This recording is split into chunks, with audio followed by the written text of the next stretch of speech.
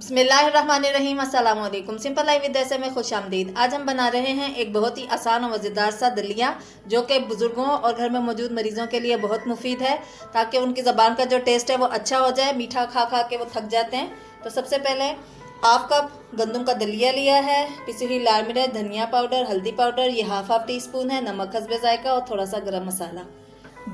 2 चम्मच cooking oil के अंदर हमने एक छोटे साइज़ की प्याज को लाइट ब्राउन कर लेना है। इसके अंदर हम थोड़ा सा पानी ऐड करेंगे और ये जो मसाले बताए थे ये सब ऐड करके इसको भून लेंगे।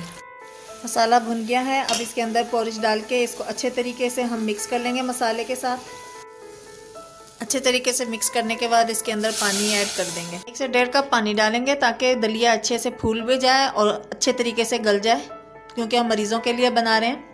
मज़ेदार दलिया तैयार है। उम्मीद करती हूँ आपके मरीज़ों को ये रेसिपी ज़रूर पसंद आएगी। Thanks for watching my video. Like and subscribe my channel. अल्लाह हाफिज़।